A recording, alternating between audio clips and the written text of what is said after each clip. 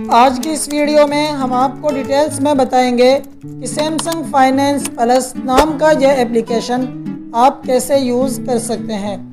लेकिन उससे पहले आपको बता दें कि जब भी आप कोई सैमसंग का मोबाइल किस्तों पर लेते हैं तो जो फ़ोन आप लेते हैं उस फ़ोन में आपको ये एप्लीकेशन ऑलरेडी इंस्टॉल मिलता है। चलिए अब आपको बताते हैं कि इस एप्लीकेशन का फ़ायदा क्या है और फिर आपको बताएंगे कि आप इसको कैसे यूज़ कर सकते हैं। तो चलिए सबसे पहले बात करते हैं इस एप्लीकेशन के फ़ायदे की।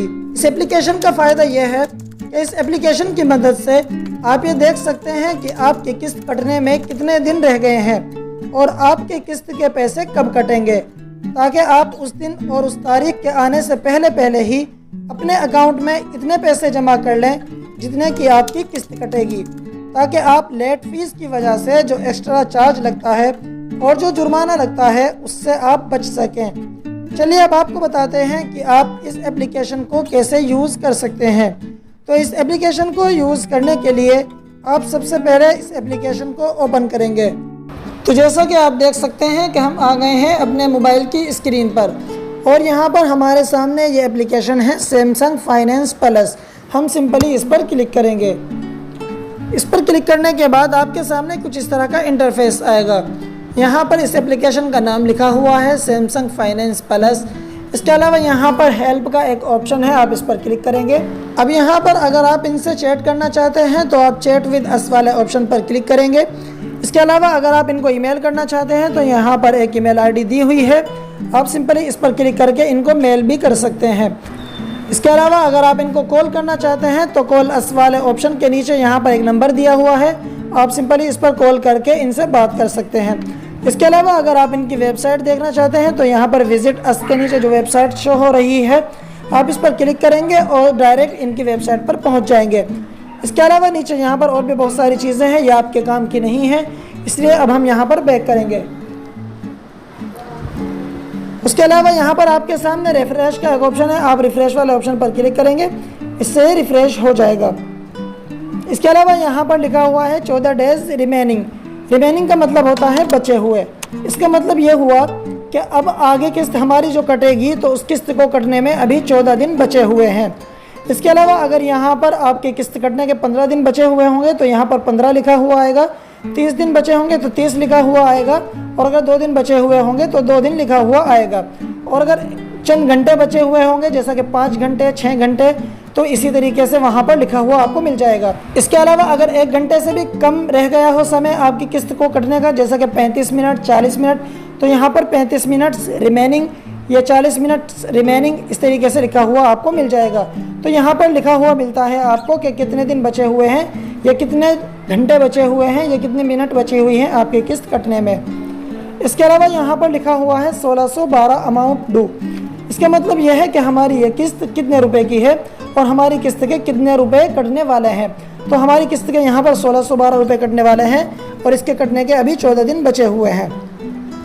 इसके नीचे यहाँ पर आपको एक ऑप्शन मिलेगा पे का। चलिए इस पर क्लिक करके देखते हैं यहाँ पर क्या शो होता है। तो उसके लिए हम सिंपली यहाँ पे वाले ऑप्शन पर क्लिक करेंगे। पे वाले ऑप्शन पर क्लिक करने के बाद आप देख सकते हैं यहाँ पर 2 ऑप्शन है। पहला जो ऑप्शन है इसका मतलब तो यह है कि हमारी आने वाली जो मंथली किस्त है, चाहे उसके 1 दिन बचा हुआ हो या 4 दिन बचे हुए हो या 4 मिनट बचे हुए हों, अगर आप उसके वक्त के आने से पहले ही उस किस्त के पैसे जमा करना चाहते हैं तो आप इसको टिक करेंगे और साथ ही साथ पे वाले ऑप्शन पर क्लिक करेंगे। उसके बाद यहाँ पर आपके सामने बहुत सारे ऑप्शंस आ जाएंगे।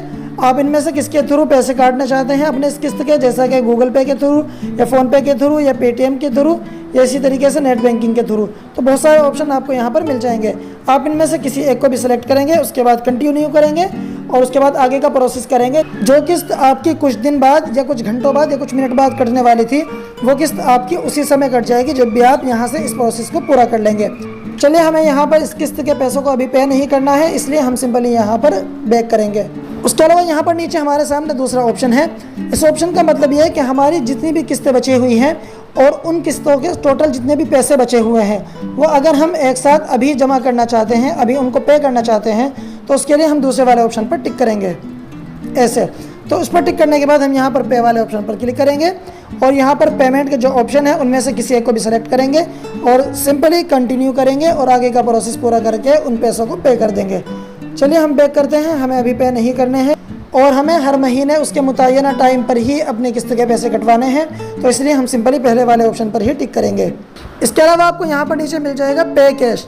अगर आप ऑनलाइन पैसे ट्रांसफ़र नहीं करना चाहते हैं बल्कि आप कैश में पैसे जमा करना चाहते हैं अपनी किस्त के, तो सिंपली आप यहाँ कैश पेमेंट लोकेशन वाले ऑप्शन पर क्लिक करेंगे।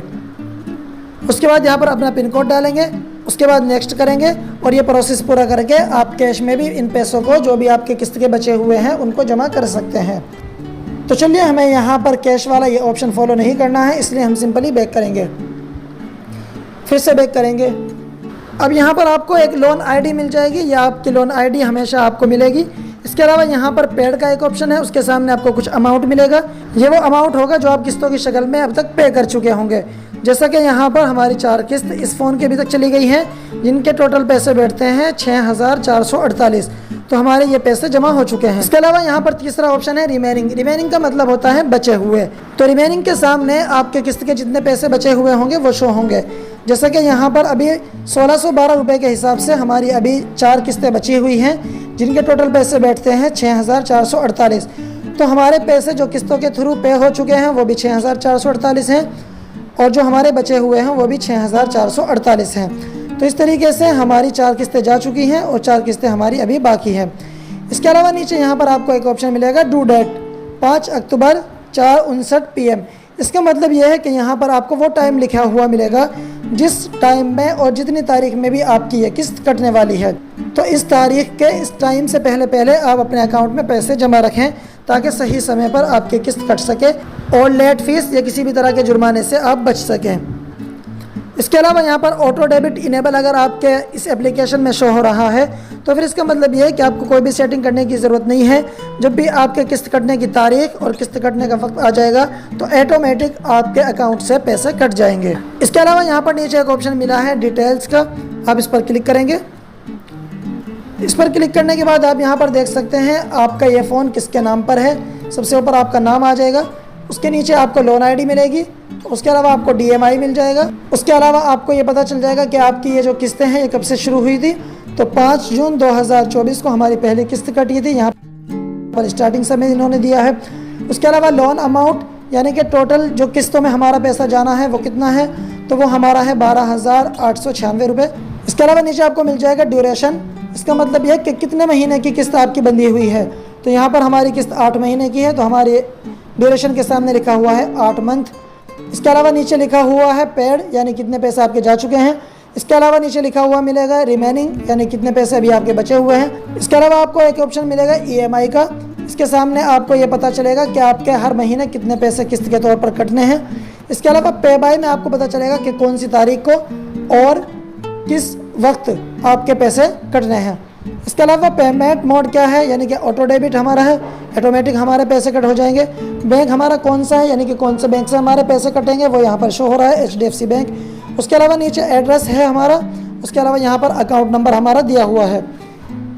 अब अगर हम यहाँ पर थोड़ा स्क्रॉल डाउन करेंगे तो स्क्रॉल डाउन करने के बाद यहाँ पर हिस्ट्री आ जाएगी। अब हम यहाँ पर बैक करेंगे, नीचे हमें मिल जाएगा माई डिवाइस। तो यहाँ पर ओनर यानी कि इस फ़ोन का मालिक कौन है, ये फ़ोन किसके नाम पे है, तो यहाँ पर हमारा नाम शो हो रहा है। उसके अलावा इस फ़ोन का मॉडल क्या है वो यहाँ पर शो हो रहा है। परचेज़ कब किया है यानी ये फ़ोन आपने कब ख़रीदा है, वो यहाँ पर 17 मई 2024 दिखा रहा है इस तारीख में और जिस सन में हमने ये फ़ोन ख़रीदा था। इसके अलावा नीचे आपको दिखाएगा प्राइस। तो प्राइस में ये सिर्फ आपको वो पैसे शो करेगा जो आप किस्त के तौर पर इनको देंगे, वरना अगर आपने कुछ पैसे दुकान वाले को फ़ोन ख़रीदते हुए दिए थे तो वो पैसे इसमें शुमार नहीं किए जाते हैं। इसके अलावा यहाँ पर हमारे सामने एक और चीज़ है, जैसे कि यहाँ पर लिखा हुआ है जून, फिर लिखा हुआ है सितंबर, फिर अक्टूबर और फिर नवंबर और फिर यहाँ पर लिखा हुआ है जनवरी।